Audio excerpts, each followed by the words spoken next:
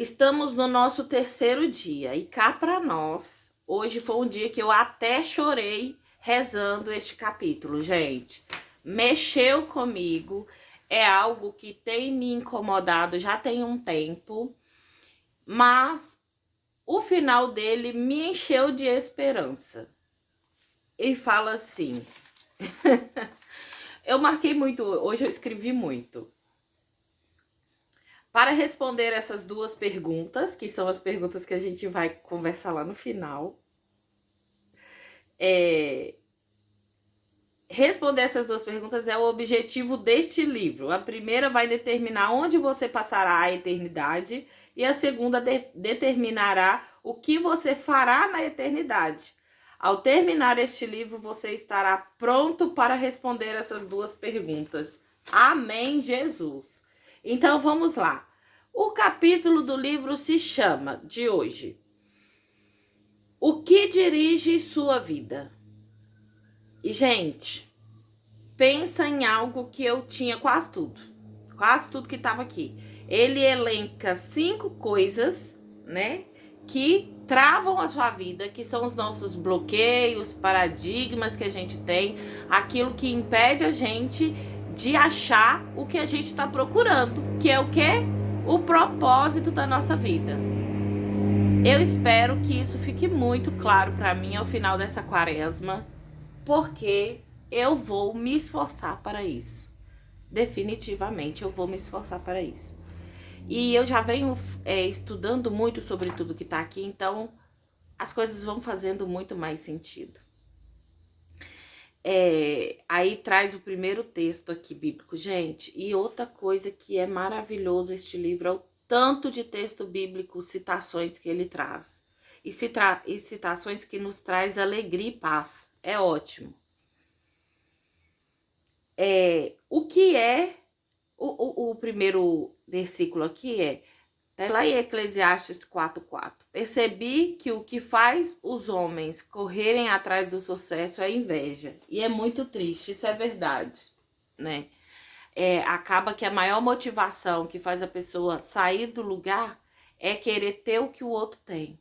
Ai, que tristeza, né? E não por admiração, mas por inveja. É muito legal a gente admirar alguém, mas é triste você ter inveja. A inveja nunca é boa. Não é bom usar essa palavra nem quando a gente quer falar algo bom. É melhor falar admiração do que inveja, né?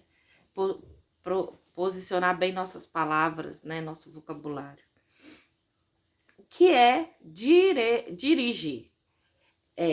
No dicionário, né? Guiar, controlar, direcionar. Então, o capítulo ele nos guia para essas 3 palavras, né? Nos guia, nos controla e nos direciona. O que é que nos guia, nos controla e nos direciona? Qual é a força motriz que dirige a sua vida? Então, neste exato momento, você pode estar sendo dirigido por um problema, por uma pressão ou por um prazo limitado. Gente, é muito eu. Você pode estar sendo dirigido por uma lembrança dolorosa, por um temor pungente, forte, né? Um medo forte, uma crença inconsciente. Existem centenas de circunstâncias, valores e emoções que podem dirigir sua vida. Eis aqui as 5 mais comuns. E aí ele vai trazer para nós que a primeira coisa que costuma... Não é coisa não é nada e é tudo, né? A primeira circunstância, né, que costuma... Emoção. Nesse caso aqui é emoção. Primeira emoção que costuma dirigir a nossa vida é a culpa. E a culpa, aqui vem descrevendo que é algo do passado. Você não consegue sentir culpa por algo do futuro e nem do presente. Eu tô culpada aqui. Não, o passado te traz essa culpa e te impede de chegar no seu propósito, que é o objetivo deste livro, né? E este é um bloqueio que nos paralisa muito, porque você se sente culpado por aquilo e fica fugindo. Aí traz aqui o exemplo de Caim, né? Caim, depois que ele fez, ele matou o irmão, né? Olha o que Deus disse para ele, né?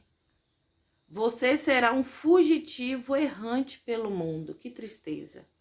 E isso descreve a maioria das pessoas de hoje em dia. Elas vivem fugindo porque elas estão presas nas lembranças do passado. Elas permitem que o passado controle seu futuro e seu presente. E frequentemente elas ficam se culpando, se sabotando. E aí elas não têm sucesso porque elas próprias se sabotam. É uma coisa assim, que eu parei para pensar e é realmente verdade. Deu palavras para as coisas que eu pensava. Eu entendia, mas não conseguia explicar. O livro explicou muito bem. E aí vem o texto bíblico que fala assim: feliz é o homem que tem nas suas obediências. Não. Feliz o homem que tem suas desobediências perdoadas e seus pecados cobertos, porque Deus, ele é um especialista em dar um novo começo para as pessoas. E ele fez isso inúmeras vezes nas escrituras, né? Ele confiou que Davi poderia sim guiar seu povo, ser referência de um homem segundo o coração de Deus, mesmo tendo matado um homem para ficar com a mulher dele. Ele confiou que Moisés ia guiar o povo na saída do cativeiro, da onde eles eram escravos, né? Para depois dele ter matado um homem também. Assim, são pecados que hoje a gente não perdoa de jeito nenhum, mas que Deus deu uma nova história para essas pessoas. E eu creio profundamente que todos os nossos pecados Deus perdoa e dá uma nova história, se a gente se achegar a ele. Doido demais.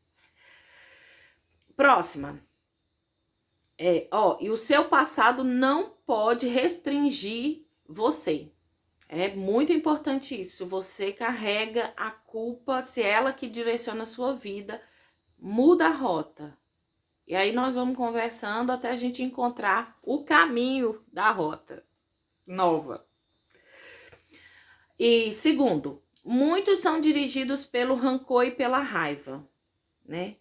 Eu não sei se você conhece alguém assim, que toda vez que chega perto de você, ou às vezes você é essa pessoa, e se você for esta pessoa, caindo em si, o filho se arrependeu, o filho pródigo, né? A gente precisa primeiro ter conhecimento de como a gente está conduzindo a nossa vida, para depois a gente conseguir sair daquilo. E eu já consegui mudar várias rotas da minha vida, e ainda tem umas que eu preciso urgentemente mudar, que tá aqui pra frente. As pessoas, elas só reclamam. Ela é cheia de raiva, ela é cheia de rancor, de vitimismo. Eu colocaria isso aqui como a vítima. A pessoa chega pra você, tudo acontece com ela e ela não tem culpa. É muito triste isso. E aí elas se apegam na mágoa sem jamais superá-las, né? Continuamente ela fica nessa prisão, elas não se perdoam. Em vez de aliviar a dor delas e através do perdão, perdoar as pessoas que magoou, ela fica ali, num loop eterno, o tempo inteiro, relembrando aquilo. Olha a tristeza. Aí não consegue achar o propósito da vida desse jeito. Por quê? Porque eu creio que isso é coisa do inimigo de Deus, né? Ele quer que você fique nesse loop. Nossa, se você entende isso, tipo, eu não quero que o inimigo de Deus controle a minha vida. Hoje eu até trouxe meu crucifixo pra cá, tá lá na frente. Falei, você vai comigo, meu Senhor, porque é importante. O final aqui desse capítulo, ele tá muito presente, né? Ele quem? O Filho, né? Deus tá sempre, o Filho, tem um trecho importantíssimo. O que aconteceu não pode te aprisionar. E aí, quando eu entendi algo que eu vou falar aqui agora, isso mudou meu jogo. Que é dor versus sofrimento. Quem falou essa frase foi Buda. Olha que loucura. Quando descobri que foi Buda, eu não conheço nada de Buda, mas eu já gostei desse Buda só por causa dessa frase. E respeito muito quem conhece, gente. É que eu ainda não conheço, né? Mas vou conhecer. A dor é inevitável, mas o sofrimento é opcional. Então, um abuso ou uma traição que alguém fez naquele determinado momento, é inevitável você sentir dor, doer profundamente, chorar, sofrer teu luto. Mas, se você pega este momento e carrega ele para sua vida, isso é opcional. Esse é o sofrimento. O sofrer é tipo assim, é você e não parar mais. E aí, quando eu descobri isso, eu ressignifiquei várias coisas na minha vida. Não sofro mais. E quando eu errei, eu pedi perdão, a pessoa não quis me perdoar, ela é isso. Gente, eu conheço muito. Eu até escrevi o nome dessa pessoa aqui. São duas pessoas que vivem assim perto de mim, que me afetam, uma diretamente, a outra eu sofro muito com o sofrimento que ela carrega. Eu não sofro, mas assim, eu fico triste com o sofrimento que ela carrega de fazer isso com a vida dela, né? Não pode. Uma coisa, a gente precisa parar com isso. Aí vem a passagem bíblica. Aquilo que te machuca não pode te impedir de conseguir achar seu propósito. Não pode. A passagem está lá em João 5,2, que fala assim. É João, é Jó. Eu não acentuei, é Jó. É porque não tem minhas escritinhas. Adoro. Aí ele ficar desgostoso e amargurado é loucura, é falta de juízo que leva à morte. Ai, ai. Terceiro que pode, terceiro é o que isso? Que dirige sua vida. É o medo. O medo é o quê? Eu virei a página.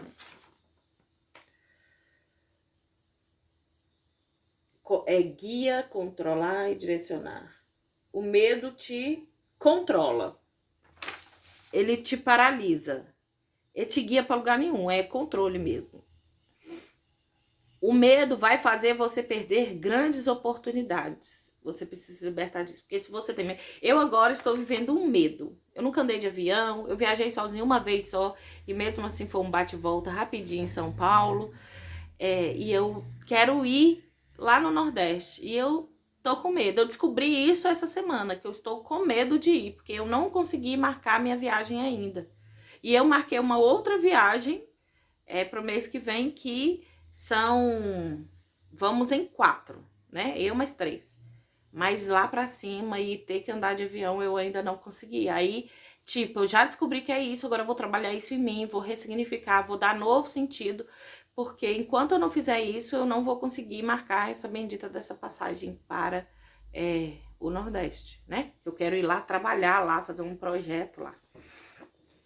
Então, o medo, ele vai fazer com que a gente perca oportunidades, né? E este medo, olha, você tem que agir contra isso, com as armas, qual arma usar, né?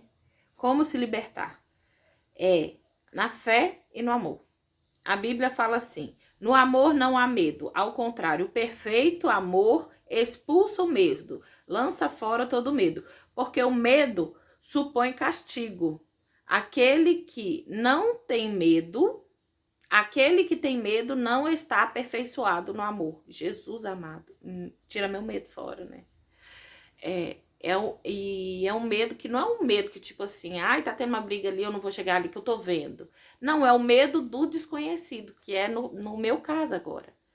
Não é medo do conhecido. O conhecido, ele tem que te trazer medo mesmo, porque ele precisa te paralisar para você não, né? Se aqui tá pegando fogo, eu vou pisar ali por quê? Vou queimar meus pés, né? Não é este medo, é um medo que vai te impedir de chegar ali, sendo que não tem nada ali. É isso, assim, eu não tenho medo de andar aqui na minha região de noite. Ontem eu saí da casa da minha amiga para mais de 11 horas da noite e via falando, mas você não vai de Uber? Falei, não, vou ir andando, que aí eu vou conversar lá com a minha outra amiga e tal. Então, assim, eu não tenho medo de andar aqui na minha região, mas tem várias pessoas que falam assim, você atende porta aberta, você não tem medo? Não, gente, eu não tenho medo. Mas alguns medinhos a gente tem que direcionar e mudar a frequência mesmo, pra gente ter as nossas oportunidades, aquilo que Deus dá pra gente, a gente não perder, né? Este é um bloqueio severo. Tem um medo que eu também descobri que eu não tenho, escutando um dos meus mentores, que é o medo que te impede de fazer muita coisa, que é o medo da morte. E olhando este dia aqui, nessas reflexões, lembrei demais do meu irmão, muito mesmo, mais pra frente.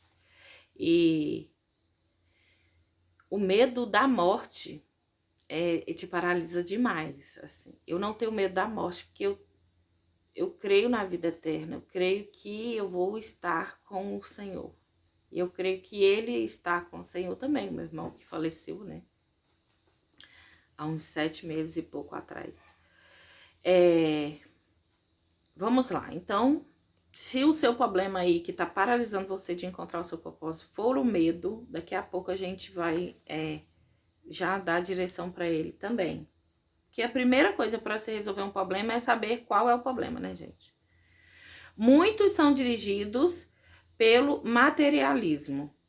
E materialismo é bom até escrever aqui do lado, olha. O problema não é querer ter. O problema é isso ser o único objetivo da sua vida. Correr atrás do ter. Ah, eu quero ter bens, eu quero ter material, eu quero ter fama, eu quero ter, né? E o ter, ele vai te trazer uma felicidade temporária. E isso é muito sério, né, gente? Porque você vai... Eu lembro do filho pródigo, né? Que saiu e ele teve toda a riqueza que nem competia a ele, porque o pai dele estava vivo e matou o pai dele. Mas ele foi e ficou muito feliz durante um tempo, enquanto durou o dinheiro. E na hora que o dinheiro acabou caindo em si, graças a Deus, ele reconheceu que, na verdade, a felicidade dele não estava no dinheiro, que o dinheiro passou e você pode perder ele a qualquer momento, né? A riqueza, do jeito que ela vem, ela pode ir. E aí, então a gente precisa correr atrás de algo que não acaba. E tem coisas que não acabam neste mundo, né? O amor de Deus não acaba, a bondade infinita de Deus, estar, né, na presença, o relacionamento íntimo meu e Deus, ele não acaba. E é isso que a gente tem que correr atrás, né? Mesmo quando não temos bens, podemos também não ter Deus.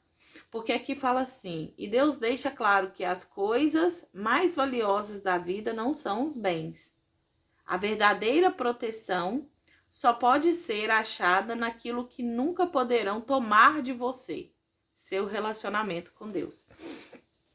Eu já estive com pessoas abonadas, eu costumo chamar elas de, como é que chama? Pessoas endinheiradas, né? Porque riqueza é uma coisa para mim, na minha concepção, riqueza é diferente de dinheiro, né? A minha concepção é toda meio diferente do que o povo fala, assim, eu dou sentidos novos, então eu quero ser uma pessoa inteiramente próspera e rica. Mas a minha riqueza é aquilo que não vão tirar de mim, não pode me tomar. Esse relacionamento com o Senhor, ninguém pode tomar de mim. Daniel teve preso, né? Tava lá na cova dos leões, os amigos foi jogado na fornalha e eles não perderam o relacionamento deles com Deus. E ninguém conseguiu tomar isso deles, mesmo ele preso. Ninguém tomou dele. Ele estava preso o corpo, né? Mas a mente dele não estava presa. Daniel é um bichinho para nós estudar também, né, gente? Nós vamos estudar Daniel, quem sabe, aqui, se Deus quiser. Mas tem muitas pessoas que não têm bens materiais e isso me incomoda. E também não tem Deus. E aí, assim, tem pessoas que batem muito. Eu fico olhando pra cima, eu fico olhando o tempo que eu tô aqui. 19 minutos já. Tem pessoas que falam que o pobre já tá salvo e não tá, gente. O pobre não endinheirado. Não é bem essa pobreza que eu entendo o Senhor falando, mas a pobreza de espírito, né? Feliz o pobre de espírito, porque deles é o reino dos céus. E a pobreza para mim é dependência, dependência total. Então, se eu me sinto totalmente dependente do Senhor, se tudo que eu vou fazer, eu pergunto para ele, ai meu Deus, e agora? Eu tenho mania de conversar com Deus o dia inteiro, né? Pareço uma louca. E ele responde, assim, tem hora que fica meio mudo ou eu estou surda. Mas ele costuma responder, assim. Demora um pouquinho, às vezes, mas responde. Às vezes não demora nada. E aí, não é pobreza financeira, é a pobreza espiritual, né? Muitos pobres vão se perder da vida eterna e muitos ricos vão se achar na vida eterna, né? Depende de que riqueza e qual pobreza a gente está falando, né? Então, o materialismo é algo que te tira do seu foco do propósito, né? Porque pode ter um excesso de luz jogando sobre você e você não consegue focar em lugar nenhum. E o excesso de luz, tudo em excesso é perigoso, né? O excesso nunca faz bem. Por isso que eu tô gorda desse jeito. Tem que parar com isso. Então, a quinta coisa, eu de novo, coisa. Que te tira do seu propósito, te impede de ver o seu propósito, é a necessidade de aprovação. E essa é a que eu mais sofro, com a necessidade de aprovação. Eu sinto que esse é o meu maior bloqueio. É o paradigma que me pegou. A minha crença limitante é a necessidade de aprovação. Porque eu preciso que as pessoas me aprovem aquilo que eu estou fazendo, eu quero fazer.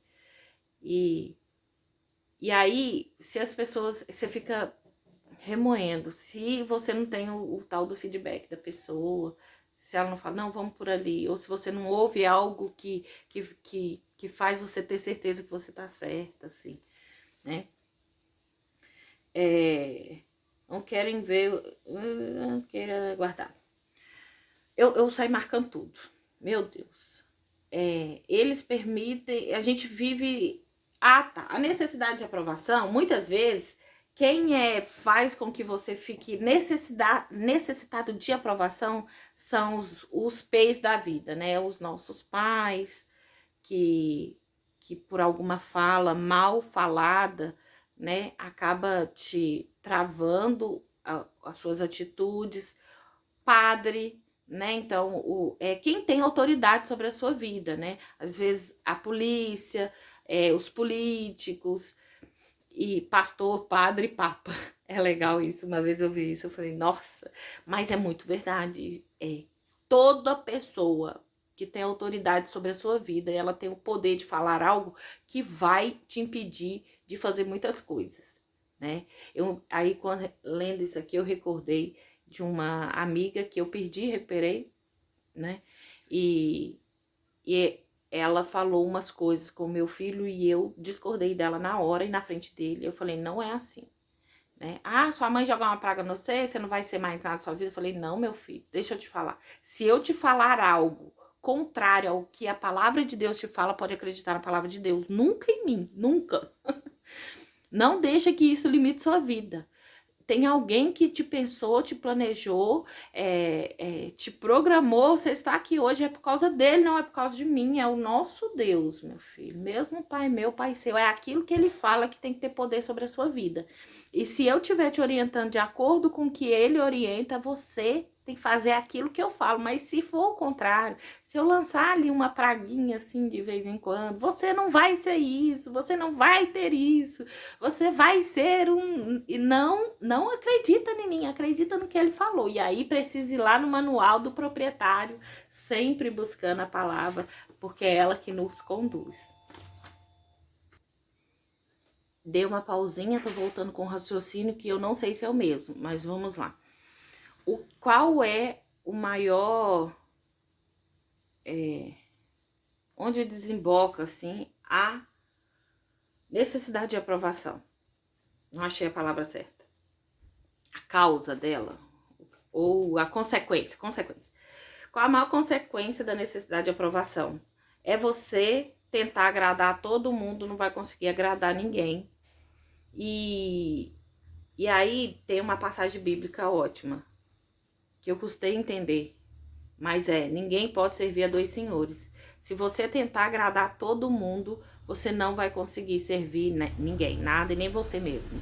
Então, esquece essa história de querer a aprovação dos outros. Resolve. O que é que eu fiz na minha existência aqui? Eu fui bloqueada pela parte religiosa, né? Que é aquilo que mais eu colocava como autoridade na minha vida. E eu sofri rejeição por causa disso. Isso me travou de um jeito terrível na minha vida, né? Eu fui lá e resolvi lá no passado. Então, eu pedi desculpa, pedi perdão e me perdoei. Tá tudo certo. E ainda tem vestígios? Tem, mas eu já sei, então eu tô resolvendo, né? Emocionalmente, eu resolvi não ser desequilibrada. Eu equilibro as minhas emoções, né? Não é qualquer coisa que me afeta. São poucas coisas que me deixam extremamente nervosas. Acontece, mas eu logo que me vejo numa situação de extremo, eu busco respirar. Tem que respirar, né? Profundamente. Que as coisas vão acalmando. Nessa jornada de 40 dias, esta jornada de 40 dias mostrará como ter uma vida dirigida por propósitos. Uma visão guiada, controlada e direcionada pelos propósitos de Deus. Nada é mais importante do que conhecer os propósitos de Deus para a sua vida. E nada como compensar o prejuízo, e nada pode compensar o prejuízo de não conhecê-los, nem o sucesso, nem as riquezas, nem a fama, nem os prazeres. Sem um propósito, a vida é um movimento sem sentido, uma atividade sem direção. E acontecimentos sem motivo, sem propósito, é uma vida trivial, mesquinha e inútil. Eu grifei isso tudo, porque é verdade.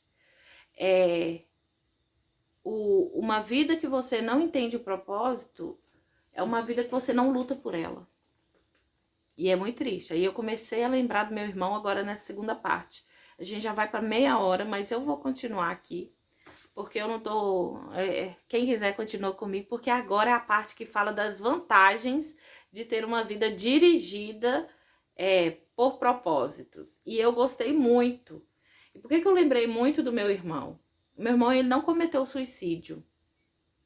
De pegar uma arma ou de pular na frente do carro. Ele não cometeu suicídio. Mas ele entregou a vida dele para o Senhor. Ele falou que não queria mais viver. E o Senhor atendeu às preces dele. De uma forma, né, que nem foi tão triste assim. Foi muito triste, mas assim... Pelo menos foi Deus que atendeu ele e não ele que forçou algo assim. Porque eu enxerguei, lendo esse texto, que ele não tinha propósito claro e definido. Então, ele teve sucesso, teve riqueza, mas não teve um propósito. Não teve... ele não, na vida dele, ele não conseguiu se sentir amado pelo amor. Sabe? Do jeito que a gente viu no segundo dia, que Deus, ele nos fez para nos amar, ele não conseguiu sentir que ele foi amado.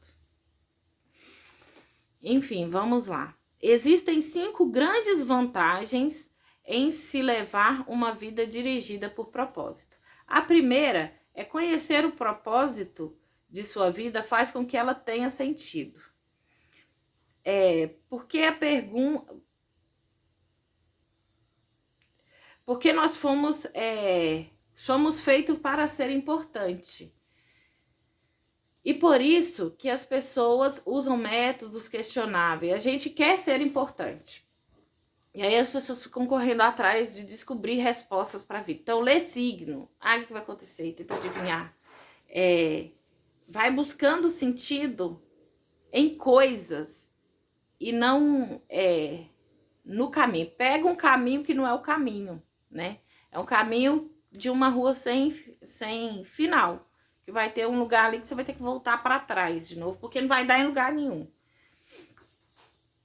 E E assim, é um lugar onde, se você não descobre, você vai querer perder sua vida. A vida fica sem sentido, assim. Sem Deus, a vida não tem nenhum propósito. E sem um propósito, a vida não tem significado.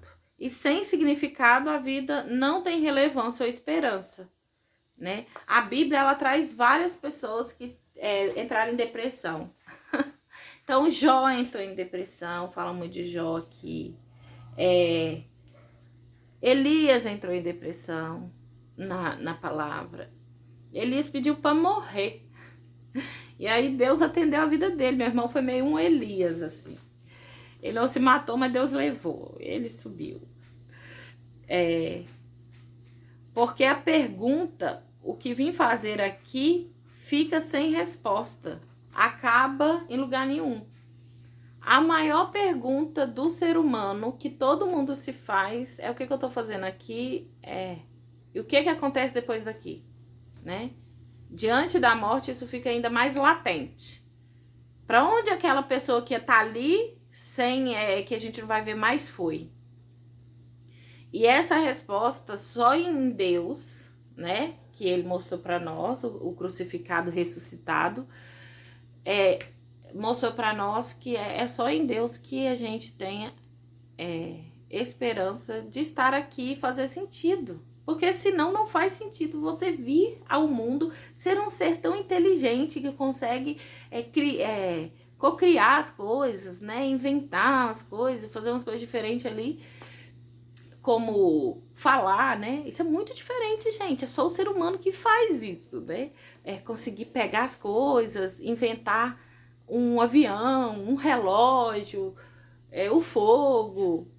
É só o ser humano em toda a natureza gigantesca que conseguiu fazer essas coisas. E aí você vem no mundo, fica aqui um tempinho e acaba.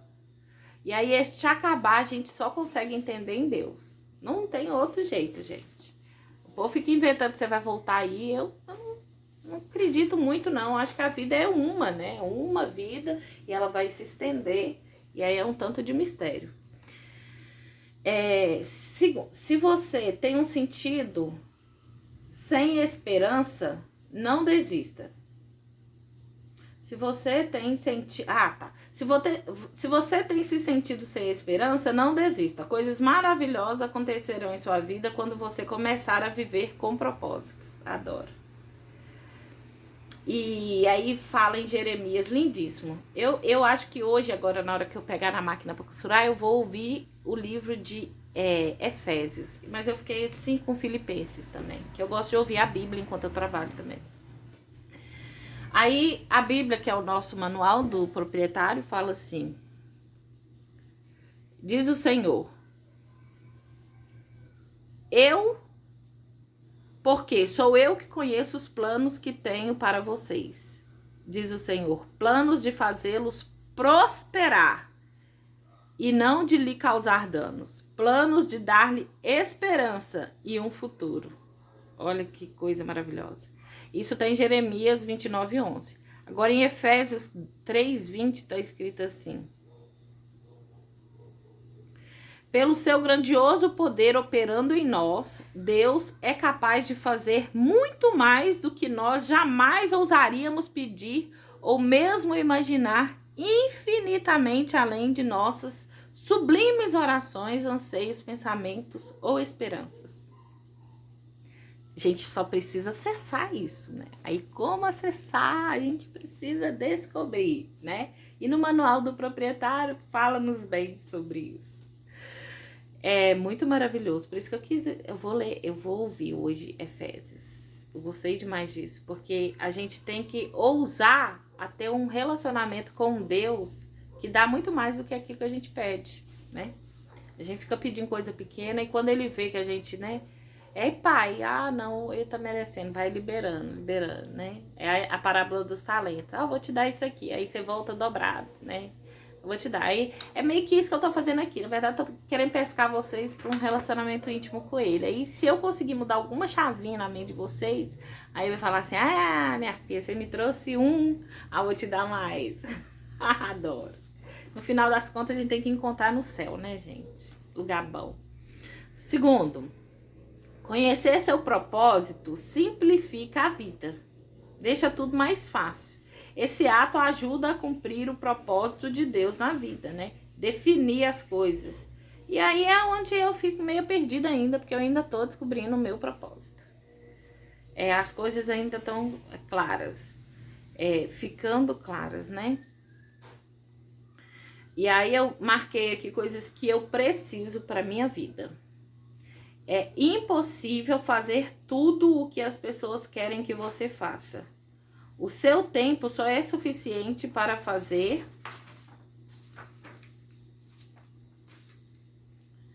a vontade de Deus. Se você não consegue realizá-la por completo, significa que você está tentando fazer mais do que Deus pretendia que você fizesse. Ou possivelmente você está assistindo muita televisão. Uma vida dirigida por propósito leva a um estilo de vida mais simples. E a uma agenda mais equilibrada. A Bíblia diz: a vida vistosa e arrogante é uma vida vazia, a vida simples e comum é uma vida plena. E também fala assim: tu, ó Senhor, traz paz e prosperidade às pessoas que têm uma fé firme e às pessoas que confiam em ti. E essa paz, gente, eu busco ela demais. Este é o versículo do dia pra gente gravar, né? Que o Senhor, ele traz paz e prosperidade às pessoas que têm uma fé firme. As pessoas que confiam no Senhor. Quarto. É quarto já? 1, 2. Acho que é o 3 aqui. Não é quarto, não. 3, que eu escrevi errado. Conhecer as vantagens, né, gente? Tá falando das vantagens, viu, gente? Conhecer seu propósito direciona a sua vida. Isso faz que os seus esforços e energias se concentrem no que é importante, como se tornar eficiente ao ser seletivo, né? Então, ter uma vida sem distrações, né? E aí, na hora que eu tava aqui, eu já comecei a ficar muito preocupada. Eu falei, Jesus amado, como conhecer? Eu não conheço e tal ainda. Eu já ouvi falar tanto desse propósito, dos propósitos, mas eu ainda não tá tão claro assim na minha mente. E aí, lá no final, eu tive a esperança de que até o fim desses 40 dias, tudo vai estar mais claro. Então, tá ótimo, assim. Então, a gente vai ser direcionado aí para para descobrir qual que é o nosso propósito, né? Aí, lá embaixo em Efésios, de novo, fala assim: não viva descuidadamente, impensadamente. Nossa, não viva se descuidando, né? Sem pensar nisso, de qualquer jeito. Certifique-se de que você compreende o que o mestre quer. Nossa. É muita coisa muito legal aqui. Eu vou deixar aqui a Silvia Regis, a narração dela, que é excelente. É um pouquinho diferente da tradução que eu tô aqui, mas é excelente. Tem umas palavras na dela mais legais que as minhas. Não há nada tão potente como uma vida direcionada, que é vivida com propósito. Eu quero essa vida. Você quer também? Conta aqui nos comentários. Você já descobriu os propósitos da sua vida? Ou você tá perdida que nem eu, assim? Eu tô perdida, mas eu tô no caminho certo. Eu tenho certeza. E aí, Filipenses, por que eu falei também que eu preciso de tudo isso, né? Filipenses 3 fala assim: eu estou concentrando minhas energias unicamente nisto. Esquecer o que já passou e avançar para o que está à minha frente. Você pode estar... E aí, outro momento, ele fala assim: aqueles de nós que almeja tudo o que Deus tem para nós, fiquem concentrados neste alvo. Eu gosto de alvo, tá vendo? E Paulo, né? Paulo era alguém que sabia o que ele queria fazer, gente. Ele sabia. E ele dava direções claras, né? Claras. Olha que legal, tô começando a entender que eu dou direção claras na costura. Mas dou. Que legal. O meu propósito tem a ver com isso. Tem a ver. Você pode estar ocupado sem ter um propósito, mas para quê? Tipo assim, aqui ele fala assim, às vezes você está ocupado demais com propósito nenhum. Você está gastando a sua vida sem estar gastando com aquilo que era para gastar. Aquilo que Deus te direcionou para fazer, você não tá fazendo, você tá na rota contrária. Pode até estar muito bem feito, mas tá na rota errada. E aí você não tá cumprindo seu propósito. Loucura. Eu pus quinto aqui, mas o quinto tá aqui atrás. Tá na outra. Na verdade, esse é o quarto agora. Vantagem. Conhecer seu propósito estimula a sua vida. E é muito verdade. Até mesmo levantar-se da cama e torna-se um fardo que quando você não conhece o seu propósito. Sabe quando a cama é mais gostosa do que tá fora dela? Tem alguma coisa errada aí. E a minha cama ainda é bem gostosa, mas eu estou passando bem pouco tempo nela. Isso quer dizer que eu tô no caminho. Você tá no caminho? Eu fico preocupada de você estar no caminho também.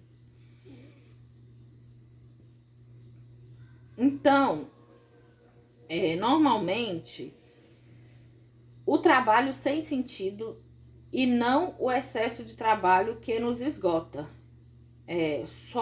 Solapa nossas forças e rouba o nosso prazer.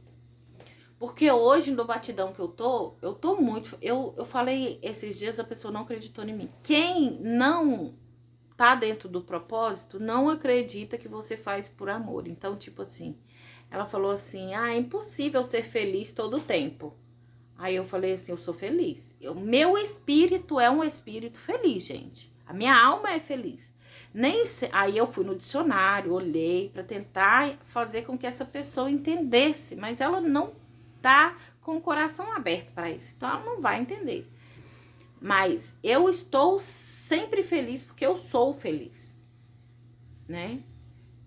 Eu nem sempre estou alegre, que é um estado. A alegria é um estado, mas a felicidade ela não é passageira. Você é feliz, é o seu ser. Nem sempre alegre, nem sempre contente, assim, mas eu tenho um coração em paz, tranquilo, feliz, né?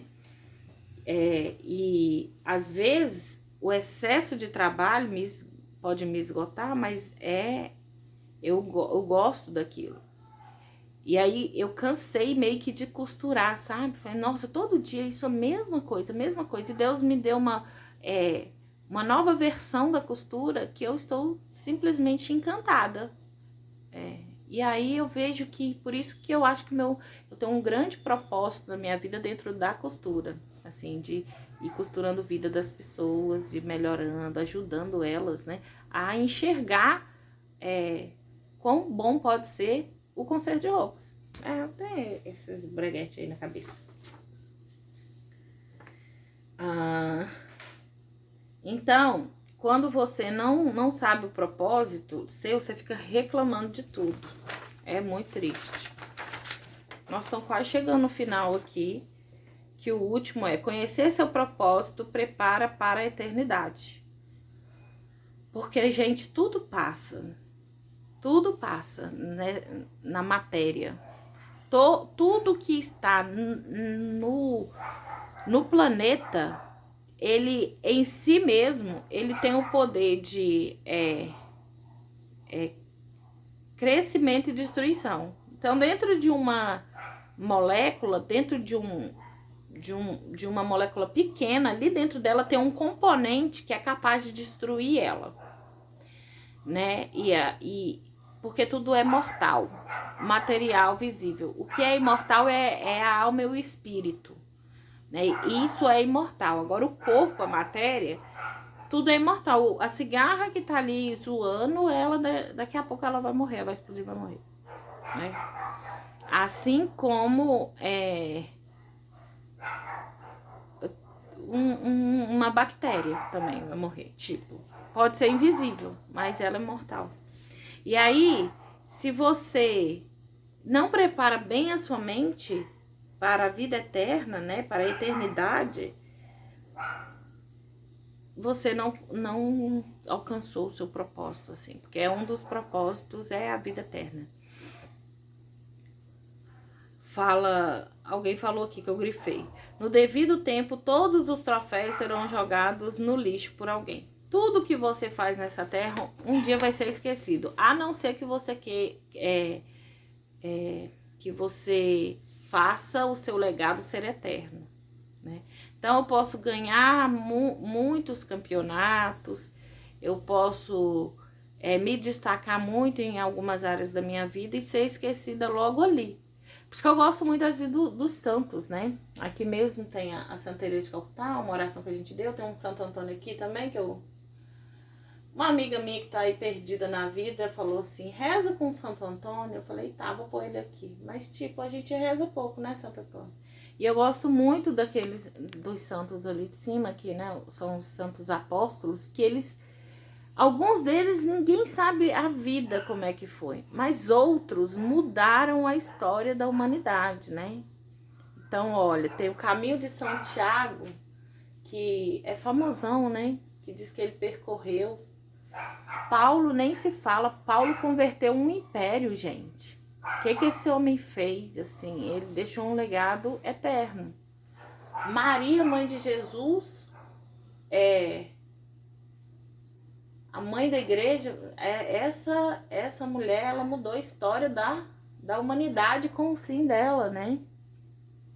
E com a educação que ela deu para o Cristo. E teve o reconhecimento por isso. Pedro, João, eu gosto muito de rezar com os santos porque eles me ensinam este legado eterno. Sou fã demais. Enfim, entender esse legado eterno precisa nos prepara, né, para viver bem o nosso propósito, assim. Chegará o dia em que você estará diante de Deus. É essa hora que eu chorei. E eu não sabia, assim, eu não lembrava que tinha essa passagem na Bíblia, né? Não lembrava. Tá em Romanos 14, 10, 12. Lembra-se, cada um de nós estará pessoalmente diante de Deus para ser julgado por ele. Sim, cada um de nós terá que prestar contas de si mesmo a Deus. E aí eu falei na morte do meu irmão que aquele dia que ele partiu foi dia 7 de julho de 2022. Foi o dia mais feliz da vida dele.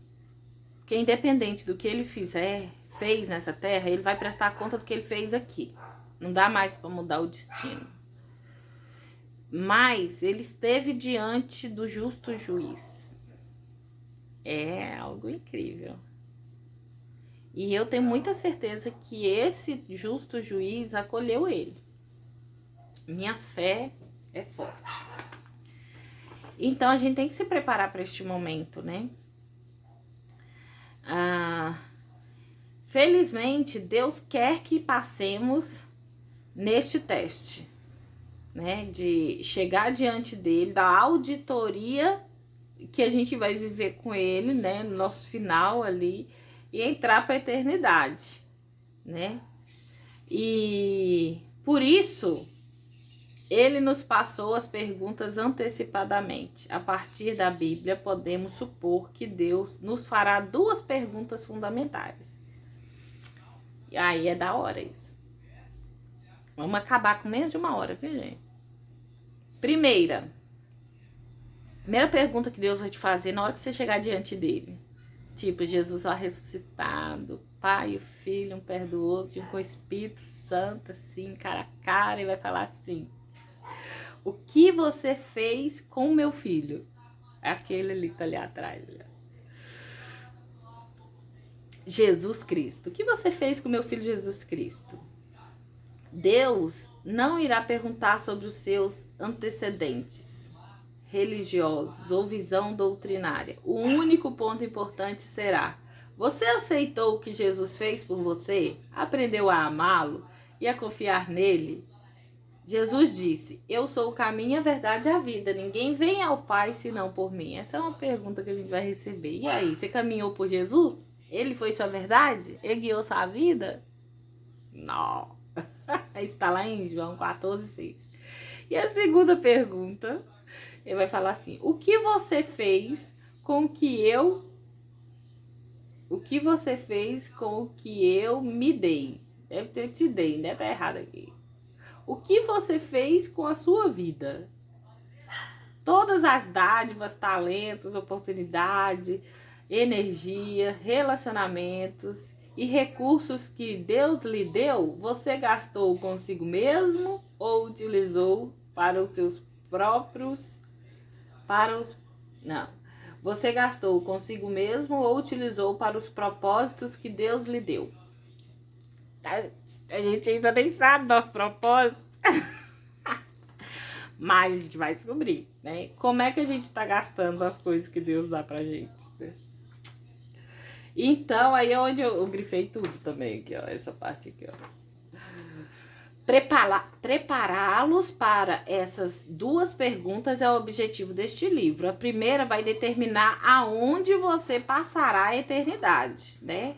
Tipo assim, o que você fez com meu filho? Você amou ele, assim, um amor profundo?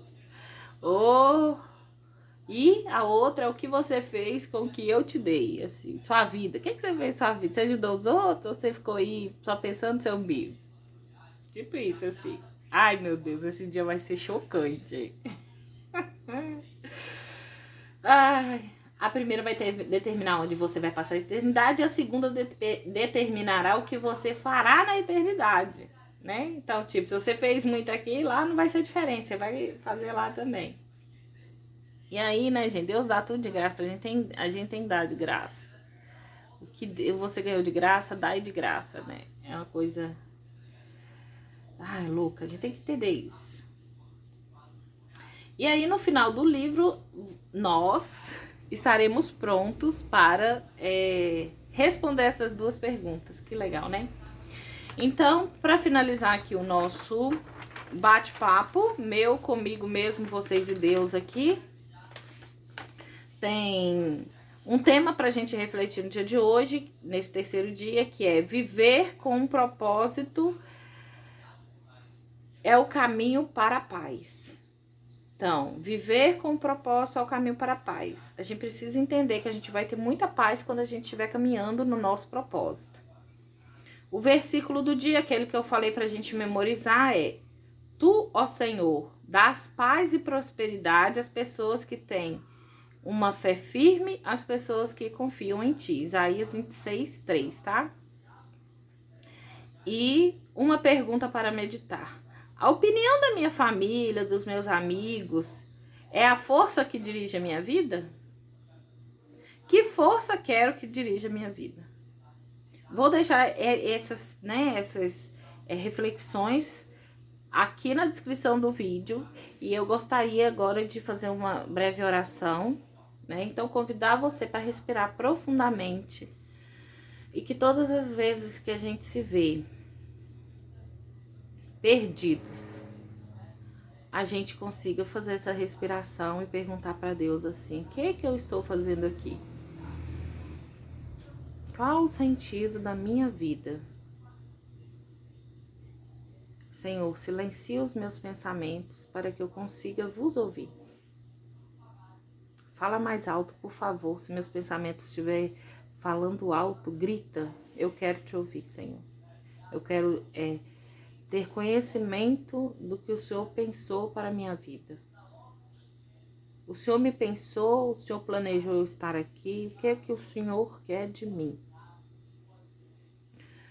Quais são as ações que eu devo executar? Clarifica, Senhor, o nosso propósito, meu propósito, o propósito de quem está me ouvindo agora. Que nós possamos ser luz e sal nesta terra. Que nós possamos libertar, curar, tirar pessoas da opressão. Que nós possamos usar os nossos talentos para o bem, para a riqueza e a prosperidade da alma. Senhor, controla nossa vida, Senhor, guia nossos passos, Senhor, dirige os nossos projetos, aquilo que a gente tem sonhado. Alinha, Senhor, a minha vontade com a sua. Muda minha rota se preciso for.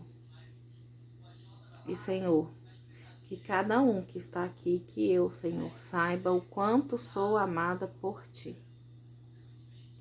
Um amor generoso, mas incontrolável por Ti, a ponto de o Senhor dar-nos vosso Filho, nosso Senhor Jesus Cristo. E abençoa-nos, Senhor, em nome do Pai, do Filho e do Espírito Santo. Amém. Vamos trabalhar. Beijo para vocês, até o 4º dia.